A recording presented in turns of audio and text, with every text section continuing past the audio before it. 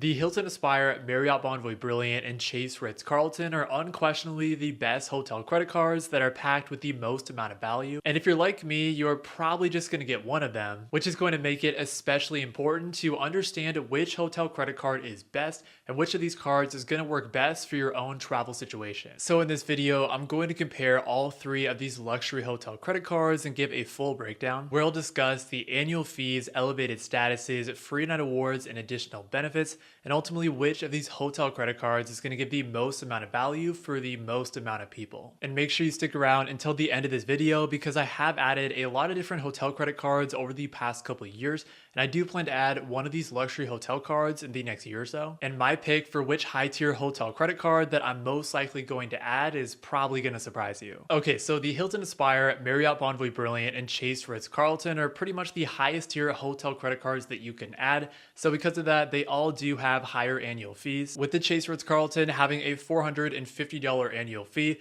the Hilton Aspire having a $550 annual fee, and then the Marriott Bonvoy Brilliant having a $650 annual fee. However, despite the higher annual fees, each of these cards do have significant credits that can help to offset those fees. If we start with the $450 Ritz Carlton card, you'll get a $300 airline credit, which if you are able to maximize can right away decrease your effective fee on that card to $150. And while that airline credit is typically reserved for purchases like seat assignments, checked bags, or airport lounge access, in some cases that airline credit can be used for much more useful purchases. Basically, in order to get that $300 airline credit applied to your Chase Ritz Carlton card, you will need to call Chase and speak with an agent and actually have them apply it manually. There are some positives and negatives to this. So obviously the negative is that it does take a little bit more work to actually get that credit applied. But at the same time, you will be on the phone with an agent who's going to apply that credit. So especially since I'm someone whose full-time job is in sales,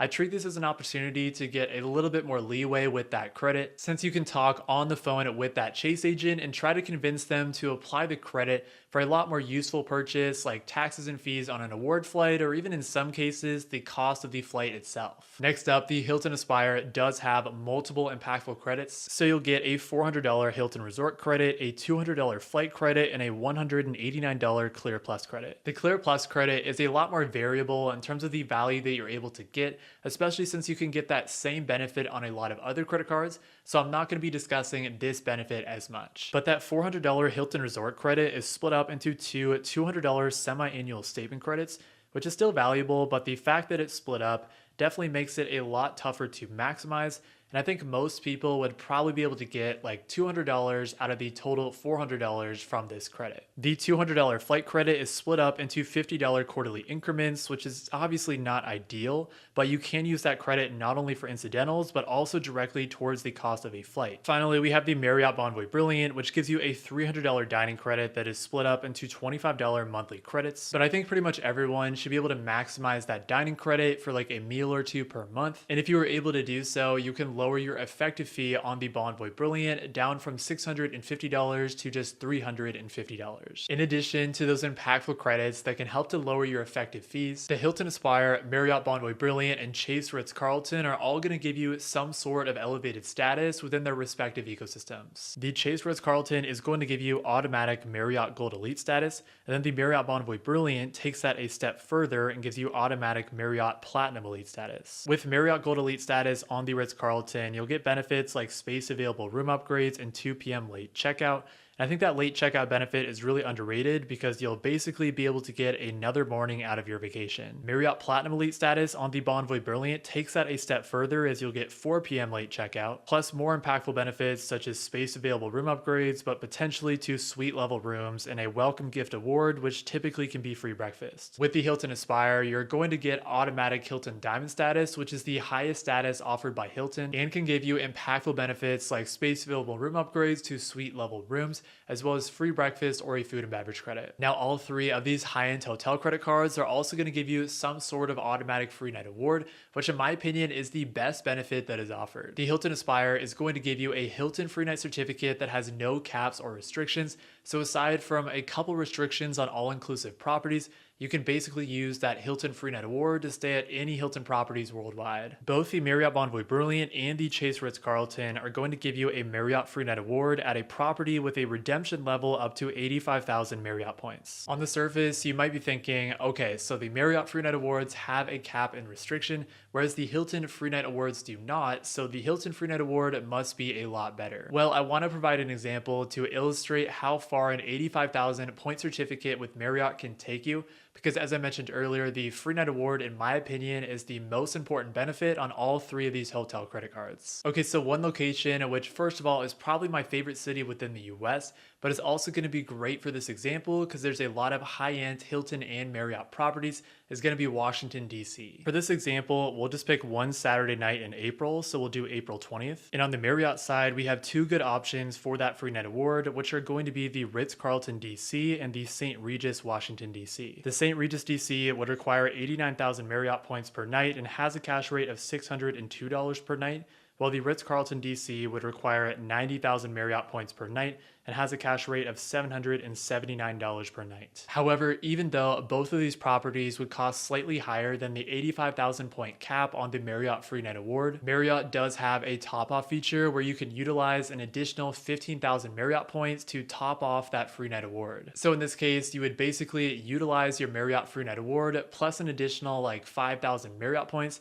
and you'd still be able to stay at the Ritz Carlton or St. Regis Marriott properties. On the Hilton side, the best use of that Free Night Award is going to be the Waldorf Astoria, Washington, D.C., which is like straight out of royalty. And the Waldorf Astoria, D.C. would have a cash rate of $830 per night and would typically cost about 110,000 Hilton Honors points per night. So in this case, yes, the uncapped Hilton Free Night Award would give you more value than the Marriott Free Night Award, but only just barely and probably by less than you thought. Plus, that's just for this situation, but there's actually other situations and locations where the Marriott Free Night Award would actually give you more value. In reality, even though there is a cap on the Marriott Free Night Awards, 85,000 points is still pretty high for a Free Night Award, and when you add in the 15,000 points that you can add as part of the top-off feature, you can pretty much use that Free Night Award to stay at any Marriott properties. As a quick example, probably the top Marriott property on my bucket list is the new Masai Mara all-inclusive Safari Lodge in Kenya. Safaris can be super expensive, and this is a really nice Marriott property that includes benefits like meals and safari drives, so it's no surprise that the cash rate for this property is typically $2,400 per night. However, you would need about 98,000 Marriott points to book one night here, so that would put it within the parameters of the top-off feature. So you would be able to utilize your Marriott Free Night Award plus an additional 13,000 Marriott points to stay at what I would consider to be one of the nicest, best, and most unique Marriott properties throughout the world. Before I get into which of these three hotel credit cards is going to give the most amount of value to the most amount of people, and also which of these cards I'm personally going to go with, let's get into some of the additional benefits. But before I get into some of the additional benefits that these cards have, if you've been enjoying this video so far, then do me a huge favor and hit that like button and subscribe down below, because it's a free and easy way to help support my channel, and I would really appreciate it. If we start with the Hilton Aspire, the Aspire card will give you additional benefits such as National Car Rental Emerald Club Executive Status, no foreign transaction fees, and then some other travel protections as well. With the Marriott Bonvoy Brilliant, you'll get additional benefits like 25 Elite Night credits towards Marriott Titanium status and a Priority Pass Select membership. And then on the Chase Ritz Carlton, you'll also get a Priority Pass Select membership, which used to have access to Priority Pass restaurants,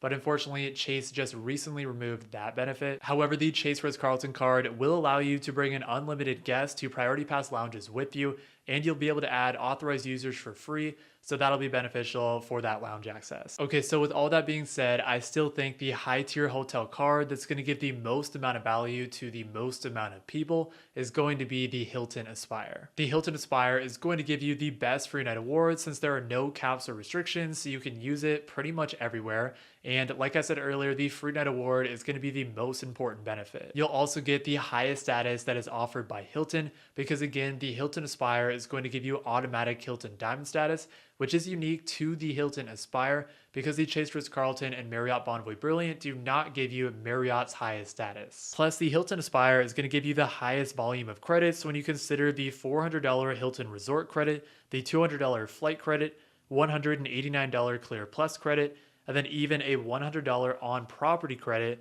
when you book a stay of 2 nights or more at Waldorf Astoria or Conrad properties. But even though I do think that the Hilton Aspire is going to give the most amount of value for the most amount of people, you might be surprised to hear that the Hilton Aspire is actually not my pick. Instead, the first high-tier hotel credit card that I will most likely add, and what my pick would be if I could only have one of these cards, would be the Chase Ritz Carlton, and there's a couple reasons for that. First of all, the Chase Ritz Carlton has the lowest annual fees out of all three of these options at $450, and it also has the simplest and most straightforward path to getting positive value. Basically, the $85K free night award and the $300 airline credit are easily going to give me more value than the $450 annual fee, and in some cases even double that. In addition to already getting positive value on the Chase Ritz Carlton just from those two benefits alone, the Chase Ritz Carlton card also gives you other valuable benefits like automatic Marriott Gold Elite status and Priority Pass airport lounge access, and I think those additional benefits are just the cherries on top. Additionally, another reason that the Chase Ritz Carlton would be my #1 pick instead of the Hilton Aspire or Marriott Bonvoy Brilliant is because since that Ritz Carlton card is a Chase card, the $300 airline credit is an annual credit,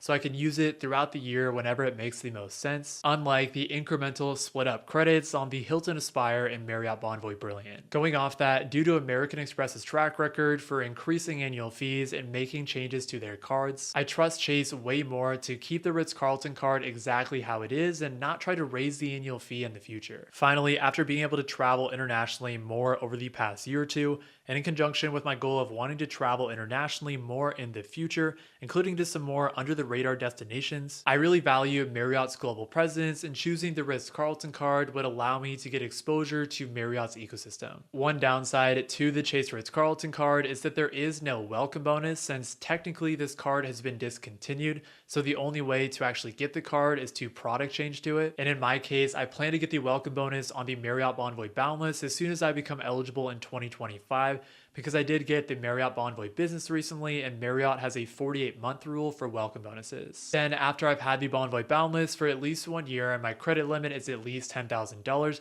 then I'll be able to product change from the Marriott Bonvoy Boundless to the Chase Ritz Carlton. During that process, there's definitely a possibility that I'll get antsy and I'll apply for the Hilton Aspire first, because ultimately I do think that I would get value out of, and I'll end up adding both the Hilton Aspire and the Chase Ritz Carlton to my endgame setup. The Ritz Carlton card is just the card that I'm prioritizing the most. But in conclusion, the Chase Ritz Carlton card is the card that I would choose, but I'd love to hear from all of you, so let me know down in the comments which of these hotel credit cards that you're going with. Also, if you did enjoy this video, then I think you'll enjoy this next video where I go over 5 reasons for why you need Hilton credit cards in 2025. Thank you all so much for watching this video, and I hope you all have a great rest of your day.